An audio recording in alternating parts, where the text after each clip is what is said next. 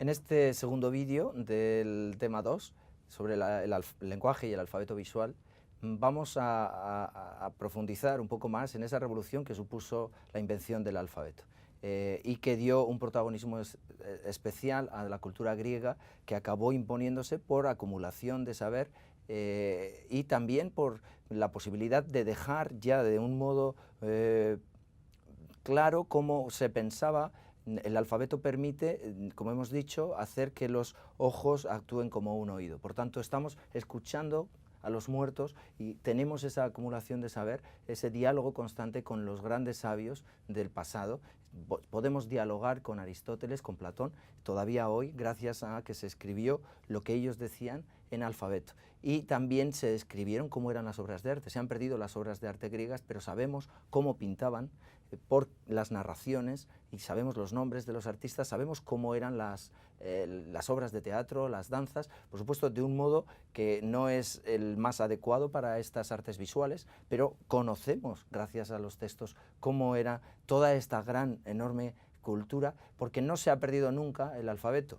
A pesar de la decadencia del Imperio Romano y la destrucción de las bibliotecas, etcétera, en los monasterios los emanuenses seguían de un modo paciente, escribiendo libro a libro y haciendo copias. Cada copia tenía algo del que escribía, no eran simplemente copistas, podían interpretar también, y por tanto no se fijaban muy bien los textos, pero en general nos iban llegando todas estas obras de la antigüedad, y así se prolonga durante toda la Edad Media un modo de comunicación en la que la escritura se convierte en una obra de arte en sí misma. Era tal el valor que tenía que, lo sabemos, se adorna de miniaturas maravillosas, y los libros son un verdadero tesoro, hasta que llegue la imprenta, donde esta escritura de un modo más científico se hace, se copia y se multiplica para que todos tuvieran ya un acceso. La cultura no solo está en las bibliotecas de los monasterios o de las universidades, sino que se va extendiendo y puede llegar a las casas, y se va desarrollando la cultura, digamos, más de masas que nosotros hemos conocido gracias a este invento maravilloso. Y el siglo XVII va a ser el siglo también de las ciencias, el siglo del barroco, es el siglo también del triunfo de lo popular, y se está preparando ya lo que va a ser la revolución industrial de finales del siglo XVIII y comienzos del siglo XIX, que garantiza pues estos nuevos descubrimientos.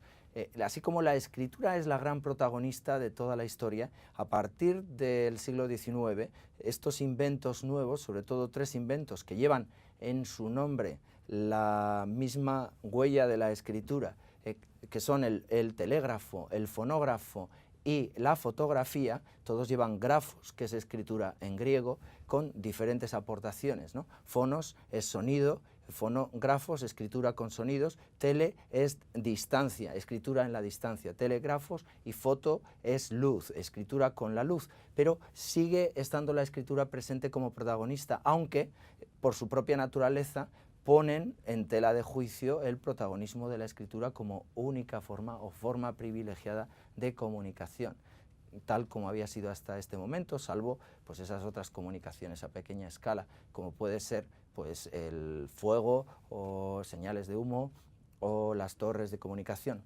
Pero la comunicación a larga distancia se hacía a caballo, llevando documentos escritos, y también los libros llegaban, o los papiros o cualquier soporte de la escritura, también a través de la piedra, llevaban ese lenguaje y se transmitía a través del tiempo, hasta que ocurren estos grandes inventos. Vamos a ver el primero de ellos, el telégrafo. El telégrafo, inventado por Morse, supone que la escritura ya no sea necesaria. La escritura no es necesaria porque se inventa un tipo de escritura relacionada con el sonido.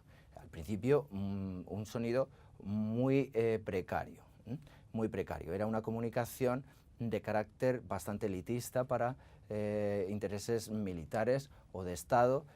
No llegaba al gran público, pero ya era una revolución, puesto que cubría lo que en ese momento requería muchísimo tiempo. Cualquier correo llevaba días hasta que llegaba a su emisario.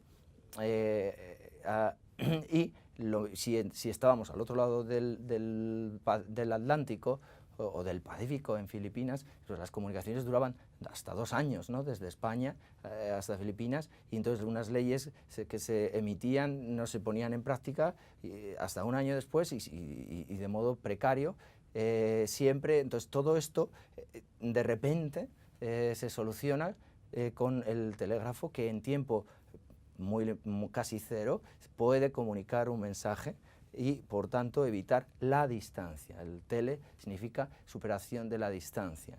El telégrafo después tendrá su continuación con el teléfono, cuando a la distancia superada se le una la voz, ya cumpliendo ese sueño que podemos no solo escuchar con los ojos a los muertos, sino podemos dialogar, no en este caso con los muertos, dialogamos con los vivos en directo, superando la distancia y también superando la necesidad de la escritura. De hecho, fonos en griego significa también asesino, y se puede jugar, como hace John Durham Peters, una magnífica conferencia donde he sacado muchas de estas ideas. Se puede jugar con que fonógrafos es el asesino de la escritura, una profecía que se repite constantemente, como se repitió también la profecía de que la cultura desaparecería cuando la escritura puso todo ese material que antes exigía la memoria en un material que ya no exige de la memoria, y Platón se rasga las vestiduras cuando esto está ocurriendo. Sin embargo, gracias a esa revolución, toda esa gran cultura griega ha llegado a nosotros, y lo mismo seguramente ocurrirá cuando nos quejamos de que la escritura, por ejemplo, telegráfica hoy de los móviles, los mensajes SMS, que están perdiendo una calidad enorme la comunicación, pueden acabar también con una verdadera comunicación. Seguiremos en el tercer vídeo con los nuevos inventos.